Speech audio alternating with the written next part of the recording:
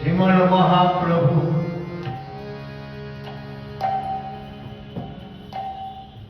কলিযুগের ভগবান।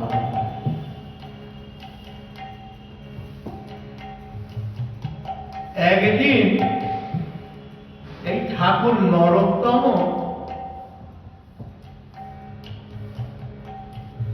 ঘুমিয়ে ঘুমিয়ে স্বপ্ন দেখছেন যে গৌর সুন্দরের সম্মুখে দাঁড়িয়েছে আর বলছে, নরোত্তমের ছোটবেলার নাম ছিল নুরু, সবাই কিন্তু নুরু নুরু বলে ডাকছে। তাই ভগবানও আজ স্বপ্নেতে দেখা দিয়ে বললেন, নুরু, এই নুরু, নুরু রে, ওরে তুই যে আমার প্রাণের নুরু। স্বপ্নে দেখতে পেলেন কে কে আমাকে ডাকলো নুরু নুরু বলে। আরে জগতে পাঠালাম, তুই সংসারের ভেতরে লিপ্ত হয়ে গেলি। তোকে না বলেছিলাম জগতে গিয়ে গুরু করবি আগে, গুরু বিনে কোনো কাজ হয় না।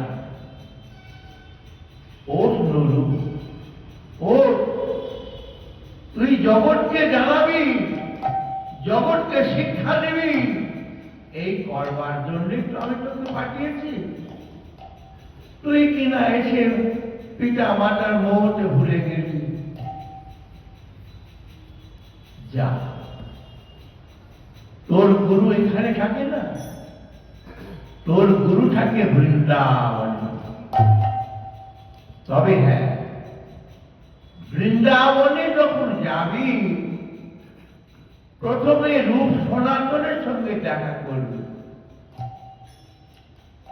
রূপ সনাতন তোকে বলে দেবে তোর গুরু কোন বাড়িতে থাকে, কোথায় থাকে, কোন জঙ্গলে থাকে।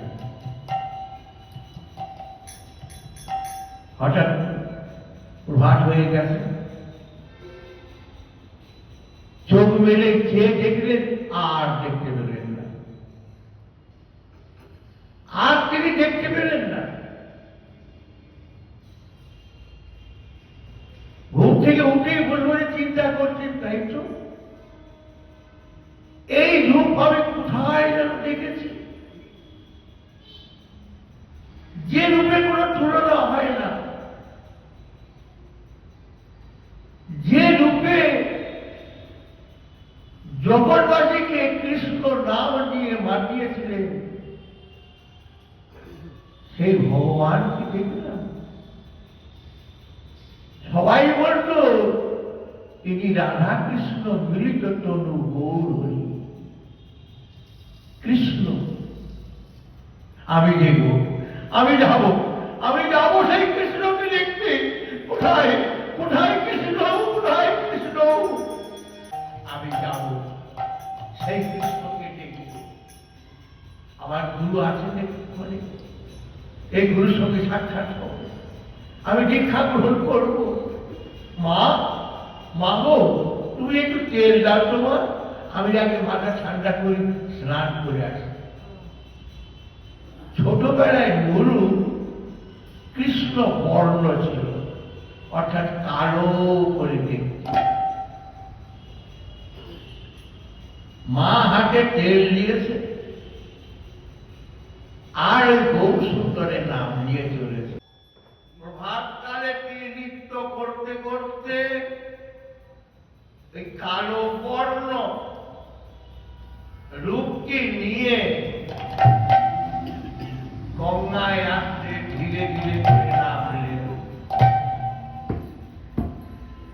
গঙ্গা স্নান করলেন, স্নান করে যতবার আগে স্নান করে ওঠে ততবার যেন ওকে কে যেন জড়িয়ে ধরে, ততবার হাতটা ছাড়িয়ে দেয়, আবার ডুব দেয়, আবার তাকে জড়িয়ে ধরে। মনে চিন্তা করছে কে রে বাবা, হ্যাঁ?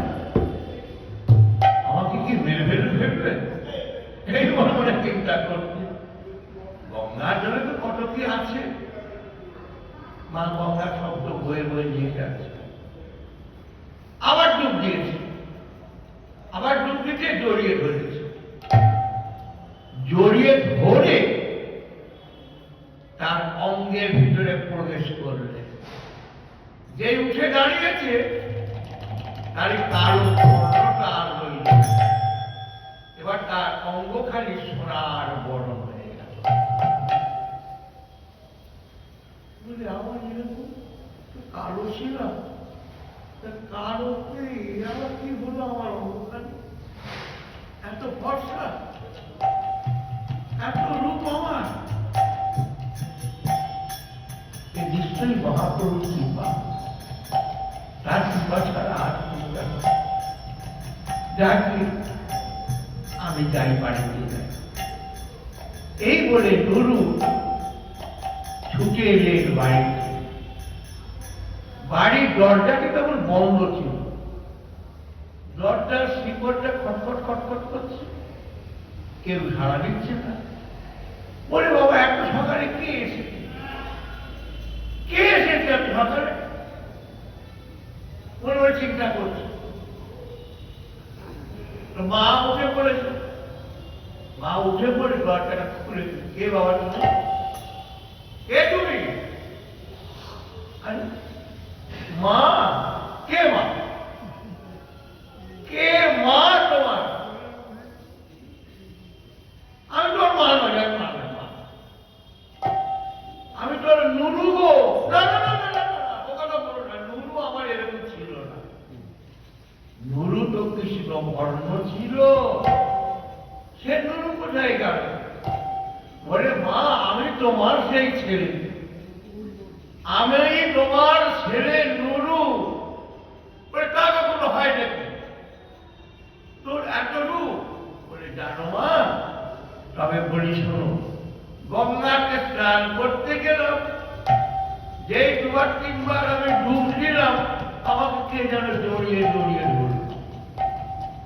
তিনবারের মাথায় দেখলাম গঙ্গার জল থেকে উঠলাম, কে যেন আমার হৃদয়ের ভিতরে প্রবেশ করলো।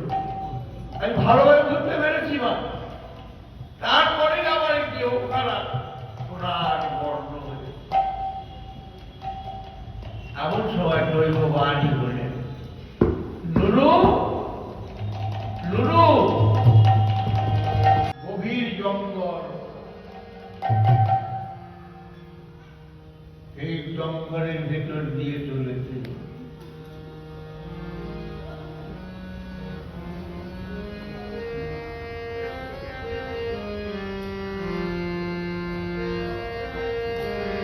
আস্তে আস্তে চলতে গিয়ে পায়েতে বড় বড় কাঁটা বিঁধেছে, এর পার থেকে ওপার, পায়ের তলায় ঝরঝর করে রক্ত পড়ছে, কিন্তু হরি নাম ত্যাগ করে, হরি বলবো আর মদন মোহন হেরবো, ওই ব্রজের পথে আমি চলব।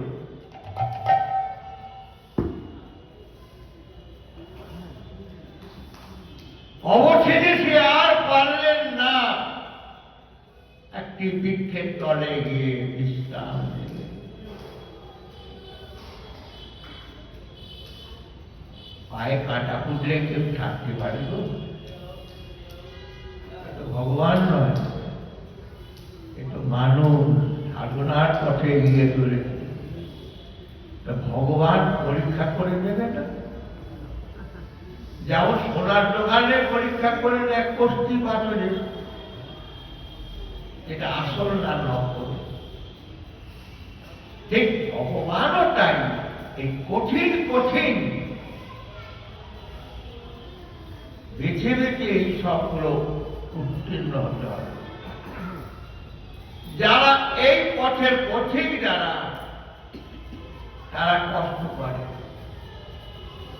যে করে আমার আজ পরিতার সর্বনাশ, তবু যদি না ছাড়ে আজ, আমি হই তার চরণে। আমি বলিনি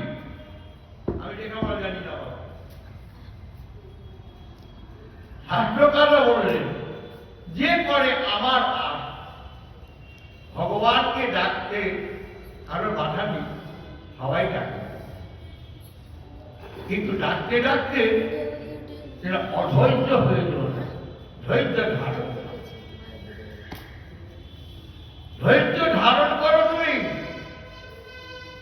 রাধারানীকেও ঠিক এই কথা বলেছিলেন। পদকর্তা বিদ্যাপতি দাস বললেন, হে রাধে, ধৈর্য ধারণ করো। তুমি কেন মরবে? তুমি কৃষ্ণ হারা হয়েছ, কৃষ্ণ তোমার আর কারণ নয়। সে তো মথুরায় গেছে কংসকে নিধন করবার জন্যে। তুমি উল্টো প্রাণ ত্যাগ করবো, যমুনার ধরে প্রাণ ত্যাগ করবো কেন? মহাপাপ। ক্ষমতা আরো কাজ করল না। কে বললেন? বিদ্যাপতি দাস। ভানায় বিদ্যাপতি সুনবর নারী, ধৈর্য ধরহচিতে মিলিবে মুরারি। বৈষ্ণব কথা বলিতে রয়েছে, বৈষ্ণব কথা বলিতে রয়েছে। এটা আমার নিজের কথা নয়, বানানো কথা নয়, আর শোনার কথা নয়। মহাজনরা লিখে গেছেন এগুলো, যে ধৈর্য ধারণ করলে এর পথে অনেক কষ্ট আছে বাবা। এই পথটা বড় কষ্টের পথ, কিন্তু এরা ধৈর্য ধারণ করে দিয়ে দিতে পারবে, চলতে পারবে, আর কিন্তু লাভই হবে, লোকসান হবে। তাই পরীক্ষার পথে ফেললেন তাকে।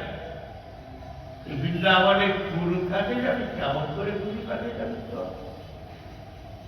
তো বড় বড় কাঁটার উপরে গিয়ে বলেছে, পায়ের তলা থেকে বড় বড় হয়ে গেছে। সব বইতে লেখা রয়েছে, একটা বানানো কথা নয়, কিন্তু গ্রন্থেতে লেখা রয়েছে, গ্রন্থের কথাগুলো পড়া হচ্ছে। মানুষ তো কদম সহ্য করতে পারবে,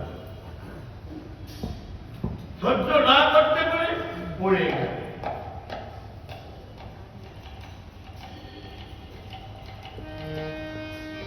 কে গো, এমন মাটিতে তুমি পড়ে আছো, সারা রঙে কাদায় কাদায় ভর্তি হয়ে গেছে। বৃদ্ধরূপ ধারণ করেছে সনাতন, সনাতন বৃদ্ধরূপ ধারণ করেছে।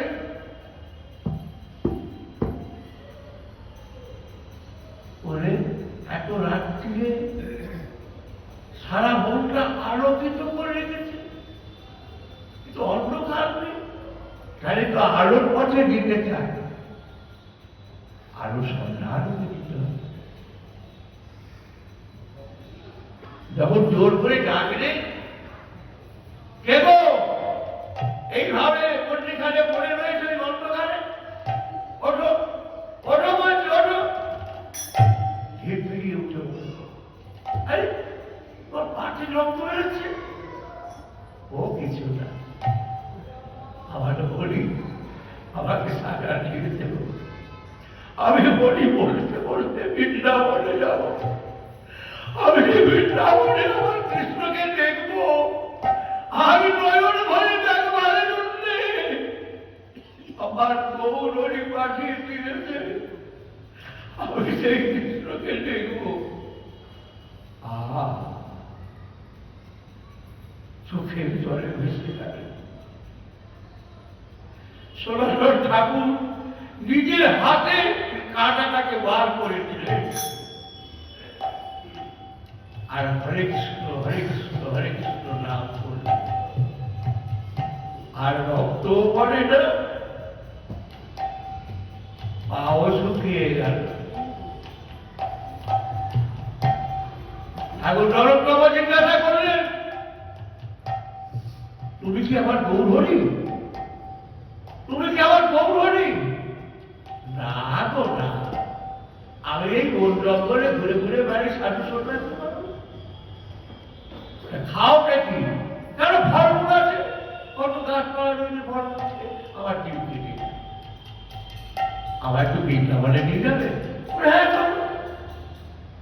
বৃন্দাবনে যাবো আমি। তা সাথে করে গিয়ে যেতে যেতে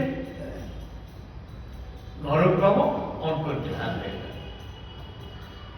পিছন ঘুরে দেখে সাড়ে সাধুটা নেই। অতটা রাস্তায় হেঁটে এসেছে, বিশ্রাম ঘাট বলে একটি স্থান আছে। বৃন্দাবনে যেতে গেলে যে মায়েরাই বাবারা যান,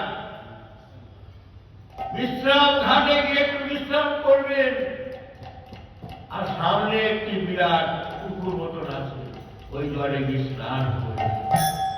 তাহলে আপনাদের জীবন খানা ধন্য হয়ে যাবে। নরোত্তম ঠাকুর কি করলেন? অনেকটা পথ হেঁটে এসেছে, সূর্য উঠেছে, তাড়াতাড়ি করে জলে নেমে স্নান করেছে। স্নান করেছে, কিন্তু মুজবে কি দিয়ে? একটা তো বস্ত্র থাকবে, একটা বসন নিয়ে করেছে। ওই আর্ধেকটা বসন শুভ্র নিচ্ছে, সেইটা করছে, আর সে ভিজে সেইটাকে নিয়ে শুকাচ্ছে। এইভাবে সনাতন চলেছে বৃন্দাবন। হেনকালে একটি সাধু আসিয়া কহে তারে, তুমি কি কৃষ্ণ দর্শনে আসিয়াছ বৃন্দাবনে? বলে, হ্যাঁ বাবা, আমি বৃন্দাবনে এসেছি আমার কৃষ্ণকে দেখবার জন্য, চলো আমার সঙ্গে। এই বলে সাধু বৃন্দাবনে নিয়ে গেলেন। সাধু নয় ওটা, স্বয়ং মহাপ্রভু সাধু এসে এসছে। মহাপ্রভু গিয়ে বৃন্দাবনে পৌঁছে দিলেন, বলে যাও তুমি রূপ সনাতনকে আগে দর্শন কর। একটি পর্ণকুচি ভগত বলতো, এখন তো বৃন্দাবন অনেক পরিষ্কার হয়ে গেছে, সকলে তীর্থ ভ্রমণ করতে যাচ্ছে। তখন জঙ্গল, সাপ খুব ভয় আছে, ভূত প্রেতে ভয় ছিল, কেউ যেত না। সেইখানে একটি পর্ণকুচি করে রূপ সনাতন থাকে।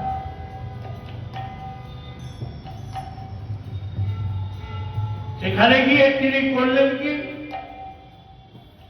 রূপ সনাতনের চরণ ধরে বাঁধলেন আর জিজ্ঞাসা করলেন, আপনি আমায় বলে দিন আমার গুরু কোথায় আছে?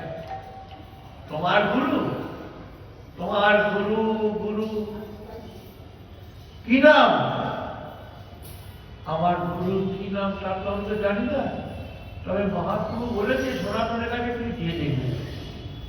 ও, মহাপ্রভু পাঠিয়েছে তোমার?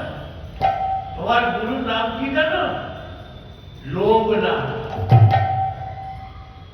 লোকনাথ, এই লোকনাথ নয় কিন্তু।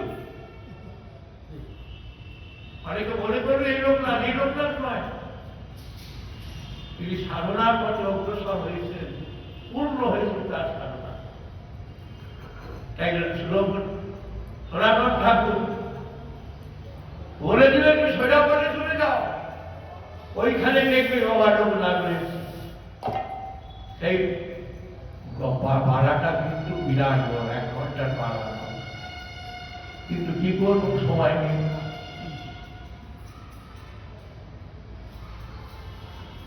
তাই